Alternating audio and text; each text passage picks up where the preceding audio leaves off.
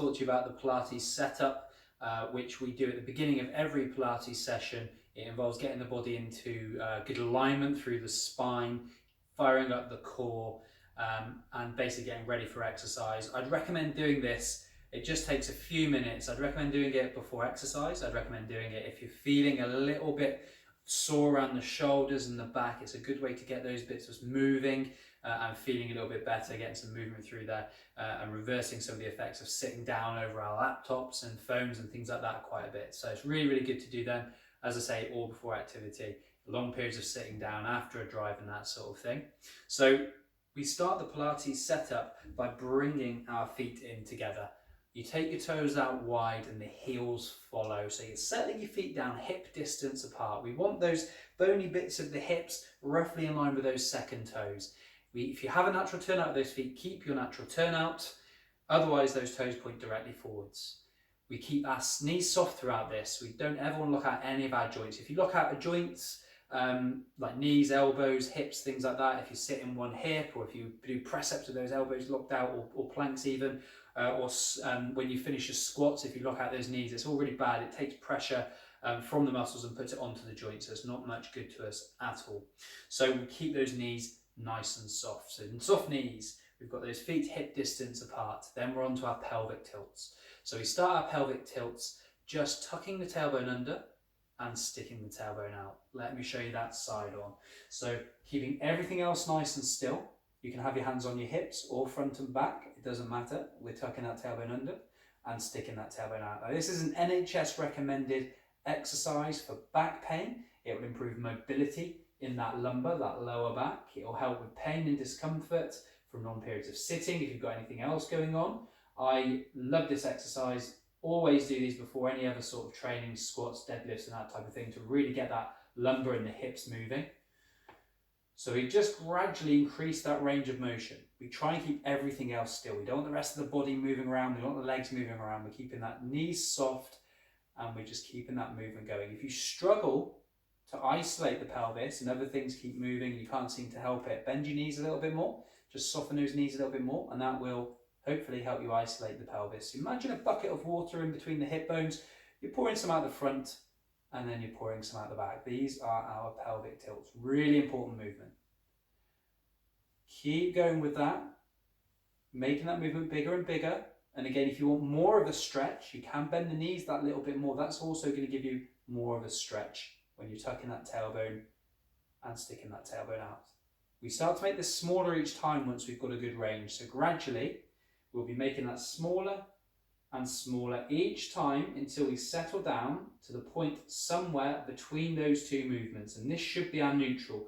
So have a nice natural curve in the lower back. Bony bits of the hips across the waist should be nicely in line. We should be neutral, which is the best position for the spine to be in. Puts less pressure on the discs and the rest of the body, and it should be optimal and more efficient for us. So once we've got that spine in neutral alignment, we'll start to work on these shoulders. So we start our shoulder rolls. We breathe in as we bring those shoulder blades up. We breathe out as we slide those shoulder blades towards those back pockets, making that quite a big movement. We're tying this in with a lateral-thoracic breathing. So we're breathing in through the nose as the shoulders come up, out through the mouth as the shoulder blades come towards those back pockets. We'll gradually start to make that movement bigger, so we can start to involve the elbows, start to really open up those arms, opening up the chest and the shoulders. Don't let the shoulder blades start to lift up towards the ears though. We don't want those shoulders up here, we want those shoulders back and down. We're breathing in as those arms come up, we're breathing out as the arms come down. This will energize you. If you're feeling a bit sluggish in the afternoon, oxygenating the blood, we want to take nice deep breaths in through the nose as those arms come up, and then as we breathe out as those arms come down, try and get all of the oxygen out of your, all of the air out of your lungs, because stale air does sit in those lungs. So we just make a few big circles with those nice deep breaths in and out. Then we'll start to make this smaller. Each time, just reduce that range of motion and let those shoulder blades settle down towards the back pockets. We want that good posture back in the shoulders. As I said, our lifestyles are taking us this way, and we want to be tall in our good posture. So don't force the shoulders back, just let them sit back into our good posture. We're not puffing out the chest, sticking the ribs forward, that arches the back. We don't want to do that. We just want to let them relax into that optimal alignment. From here, we need to think about the neck, because that's part of the spine as well. So give your chin a little push in and tuck the chin slightly. You should feel your neck lengthen. It's a good exercise to do in itself, is letting the chin come forward and then pushing it back. So most of us nowadays are starting to get a slightly forward head where the ear is coming in front of the shoulder, and we want that to be realigned, to be in our good posture, looking directly forwards. From our good posture, the next part of the setup is to fire up our transversus abdominis. It's a muscle that goes all the way around us, absolutely crucial in terms of posture, protecting the back, having a strong core. It is the number one abdominal muscle to be strengthening when we talk about core strength, not the rectus abdominis, these six-pack muscles. That's not what we're talking about at all. So in our good posture, we're nice and tall. We're going to take a nice deep breath in, and then as you breathe out, we're just slowly going to start to pull the belly button in towards the spine. So tense your abs for me, but think about pulling that belly button bit by bit in towards the spine. I want you to think about having a belt around you of 10 notches. You're gradually going to start at notch number 1, slowly, gradually taking it up through the notches up to notch number 10. At notch number 10, you're pulling that belly button through towards the spine really, really hard. You feel all of these abdominal muscles across the front, the obliques down the sides. You'll feel your back getting involved because the TVA, as I said, goes all the way around and we're activating it. So keep breathing in through the nose, out through the mouth, breathing into the ribs, breathing into the back, not breathing into the belly, pulling that belly button through, breathing all the time, in through the nose, out through the mouth. Really starting to work quite hard here. Once you've got that to the maximum, pull that belly button through as hard as you can for just a few seconds. Really, really squeeze. It should be really hard work. And then just let that go. Relax. I want you to bring it back to 30%. 3 squeezes in towards the spine. Notch number 3 on that imaginary belt. We're going to keep it there throughout exercise and for the next part of this movement as well. So the pelvic floor muscles we need to engage. These are a crucial part of the core. Between the diaphragm and the TVA around us, we have the pelvic floor underneath. This is a chamber that pressurizes the spine, protecting the back, improving our movement if we can strengthen and make it more efficient the way that this works. So we need to engage the pelvic floor muscles. So maintaining our 30% and our good posture through the body, we're going to start to engage the pelvic floor muscles. You do this by imagining you're desperate for the toilet and trying not to go. You will feel some engagement underneath.